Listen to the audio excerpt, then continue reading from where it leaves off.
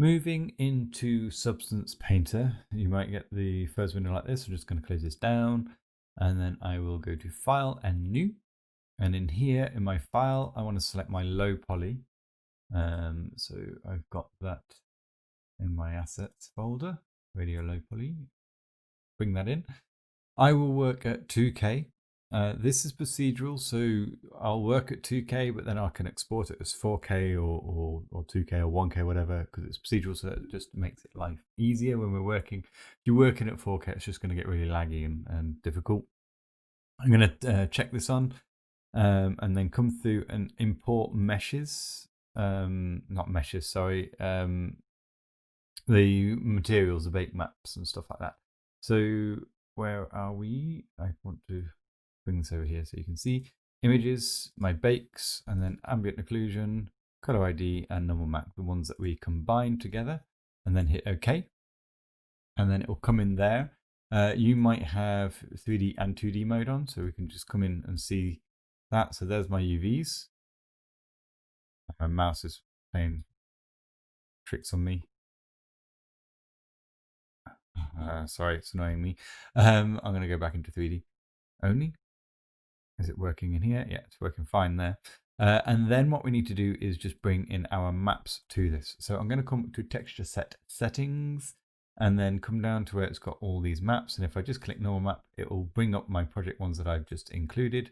So radio normal. I've got my ID map, which I can use as my cut ID. The albedo map that I baked, sorry. And then I've got my ambient occlusion, which I can bring in there. And then it should update. There we go. And it's looking pretty good, I think.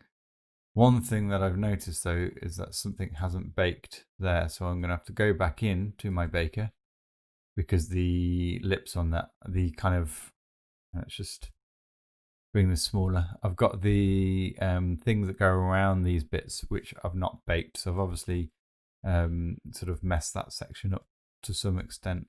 And I'm getting some of those black edges, black lines there, which I'm not too much of a fan of.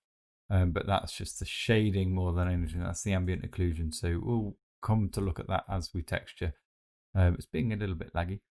So I need to go back in and rebake because I'm missing those sections there. It's one thing that I didn't necessarily realize. So, but generally on the whole, I'm pretty pleased. I don't feel like I've got any kind of baking issues. And it's working all right. So I will, so we're in Painter ready to go. So what I'll do is I'm just going to pause my video and let's just come in and have a look at the way that this has come out.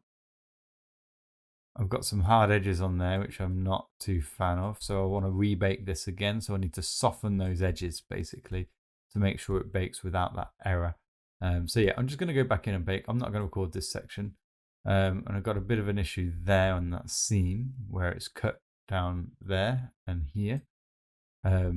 So we'll kind of have to reassess perhaps that if it's too noticeable. But generally speaking, I'm happy. Those edges need to be softened before I bake because they're coming out quite faceted. So yeah, there's a few issues, but that's nothing that can't be fixed easily enough by just going in and making sure that those edges are softened before I bake. But everything else is coming out nice. I'm enjoying the grill on the front. I think that's coming out quite nice. We can see that hard edge there, which maybe I want to come in and sort out and fix. We're seeing that sort of geometry coming through, so we might want to be a little bit closer on that, but I'm not sure how much you're necessarily going to notice. I might leave it as is for the time being. So I'll stop this video for now. I'll go in and rebake, which I won't video because I've already done a million times. And then we'll just work it out from there.